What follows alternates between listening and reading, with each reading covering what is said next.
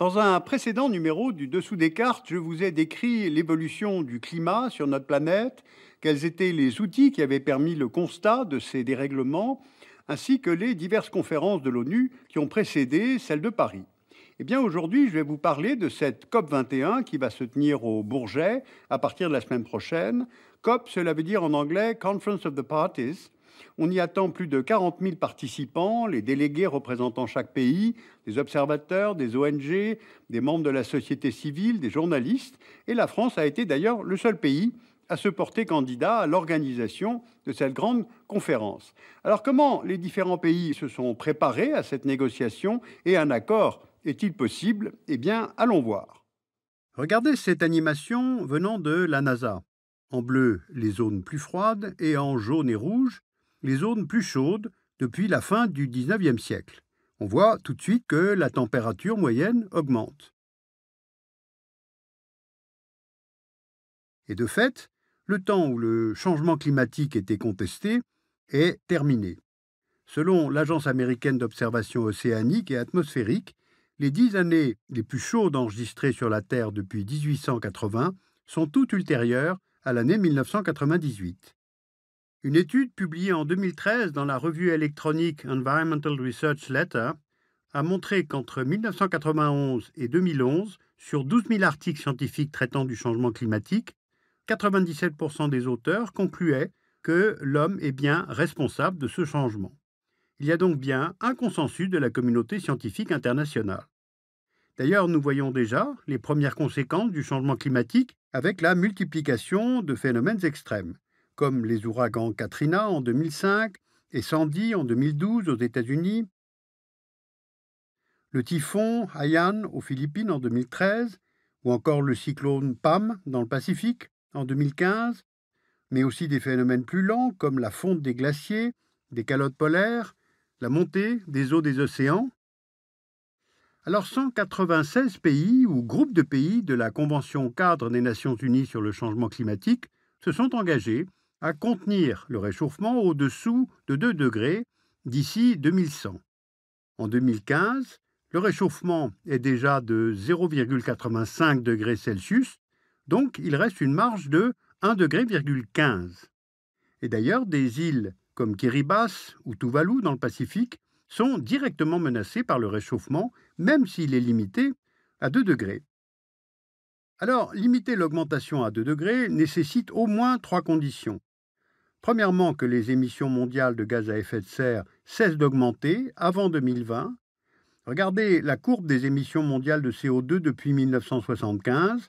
Elle est croissante, à 4 exceptions près.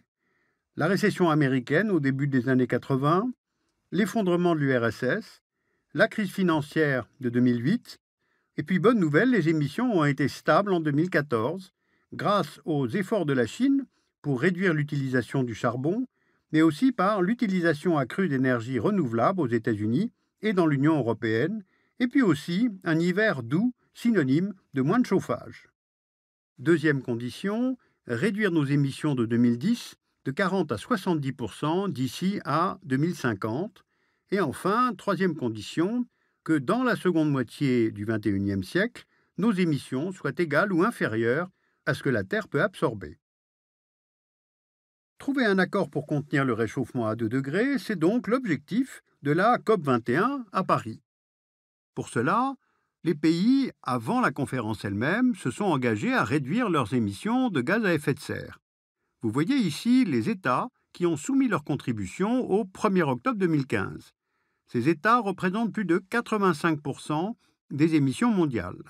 Vous voyez certains pays clés. La Chine, qui est depuis 2010 le premier émetteur mondial de gaz à effet de serre, a commencé à prendre ses responsabilités. Elle est poussée à l'action par les mouvements de contestation citoyens.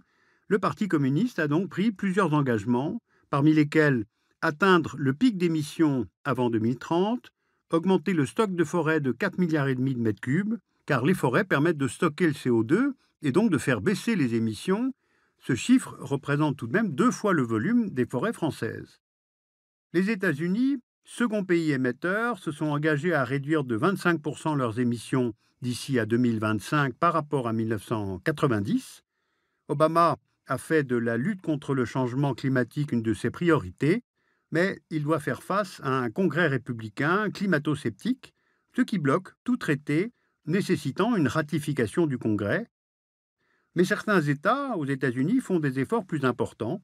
C'est le cas de la Californie, qui serait la 10e puissance économique mondiale si elle était indépendante. Et elle s'est engagée à réduire de 40% ses émissions de gaz à effet de serre en 2030 par rapport à 1990.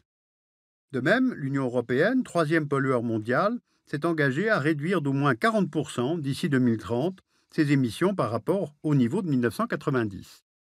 Tandis que l'Inde, quatrième émetteur, elle ne s'est engagée à rien du tout. Par contre, le pays a fait la promesse d'augmenter de 40% la part des énergies propres dans sa production d'électricité.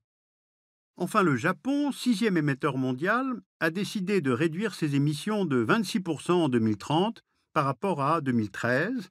C'est un des chiffres les moins ambitieux parmi les pays développés.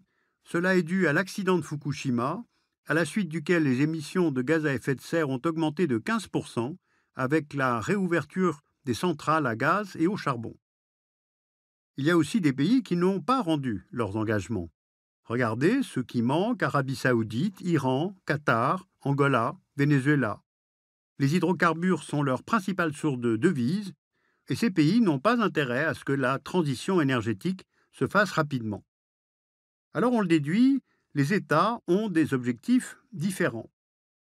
Il a été admis entre les parties lors de la conférence de Rio que les pays industrialisés que l'on voit ici, selon le découpage décidé à Rio, ont une responsabilité historique dans le réchauffement climatique. Ils doivent faire des efforts plus importants que les pays moins développés. C'est pourquoi on parle de responsabilité commune mais différenciée lors des négociations. Il est admis aussi qu'il doit y avoir des transferts technologiques et financiers des pays riches vers les plus vulnérables. En 2009, à Copenhague, les pays riches se sont engagés à mobiliser 100 milliards de dollars par an à partir de 2020 vers les pays pauvres. Pour le moment, ce fonds vert dépasse juste les 10 milliards de dollars et son mode de financement n'est pas clair. Il faut comparer cette somme avec les 500 milliards de subventions directes accordées aux entreprises d'extraction d'énergie fossile rien que pour 2015. Alors pour abonder ce fonds, il faudra des financements publics, privés, mais aussi des innovations, comme une taxe mondiale sur les transactions financières, qui pourrait rapporter 35 milliards de dollars par an, selon la Commission européenne. Pour rester sous la limite des 2 degrés, il faudra aussi compter sur la mobilisation des acteurs non étatiques, entreprises, collectivités locales, sociétés civiles. Le secteur privé est de plus en plus présent. À New York, en 2014, des entreprises se sont regroupées dans une initiative intitulée RE100, dont l'objectif est de s'approvisionner à 100% en énergie renouvelable. Le niveau local est une échelle intéressante pour agir, d'abord parce que les impacts du changement climatique se voient sur le terrain. C'est le maire de la Nouvelle-Orléans qui doit réparer les dégâts de l'ouragan Katrina. Mais ça sert aussi à tester des politiques. La Chine a par exemple mis en place des marchés carbone dans 5 villes et 2 provinces et prévoit de les étendre à tout le pays en 2017. Enfin, il y a le rôle des citoyens. Si la Chine bouge, c'est parce que ses citoyens n'arrivent plus à respirer dans les villes. De nombreux signaux positifs existent. La capitalisation des entreprises charbonnières en Australie est en chute libre depuis 2 ans. De grands fonds se désinvestissent de cette ressource. C'est le cas par exemple du fonds souverain norvégien, mais aussi de la fondation Rockefeller qui s'est désengagée des ressources fossiles. La déforestation est en net recul au Brésil. Entre 2005 et 2012, la superficie déforestée a diminué de 70%. Plus de 27 pays, dont l'Allemagne, l'Indonésie, le Mexique, ont profité de la baisse des prix du pétrole pour diminuer les subventions aux énergies fossiles. L'Inde, de son côté, a décidé de doubler les taxes sur le charbon. Il y a donc tout de même un changement de mentalité qui s'opère. Les engagements par les 146 États reçus avant la COP ne sont toutefois pas suffisants pour rester sous la barre des 2 degrés. Selon les experts du Climate Action Tracker, même si les engagements des États étaient respectés, le réchauffement atteindrait à ce stade 2,7 degrés Celsius en 2100. Il faut donc que l'accord de Paris soit plus ambitieux. Mais aussi, il faut qu'il soit équitable, avec des efforts différenciés selon le niveau de développement des pays. Il faut qu'il soit solidaire d'un point de vue financier et technologique avec les pays les plus pauvres. Il faut qu'il soit durable, car l'accord doit se concevoir sur le long terme. On ne va pas renégocier tous les 5 ans. Alors, à la veille de cette conférence, il y a beaucoup de questions en suspens. Comment surveiller les engagements des États en matière d'émissions de CO2 ? Les vérifications sur place seront difficiles à faire accepter parce que certains États peuvent y voir une atteinte à leur souveraineté. Il faut contrôler aussi les compagnies privées. Volkswagen n'a pas hésité à tricher pour continuer à vendre ses voitures sur le marché américain. Et puis nous avons aussi un rôle de citoyen. Au Canada, en Australie, les élections ont donné le pouvoir à des partis conservateurs et climato-sceptiques, avec pour conséquence la sortie du protocole de Kyoto pour l'un et la baisse des engagements en réduction de CO2 pour l'autre. De toute façon, les solutions pour diminuer les empreintes carbone existent. Adopter des modes de déplacement plus doux, manger moins de viande, faire plus de recyclage, réduire l'utilisation de tout ce qui vient du pétrole, ce qui n'est pas forcément facile, planter des forêts. Comme l'a dit joliment Ban Ki-moon, une chose est certaine, nous ne pourrons pas avoir de plan B car il n'y a pas de planète B. J'en profite pour vous indiquer la sortie du nouveau coffret du Dessous des cartes, le volume 5, que l'on peut trouver en magasin et sur Arte Boutique, avec 74 épisodes du Dessous des cartes divisés en 5 grandes thématiques géopolitiques.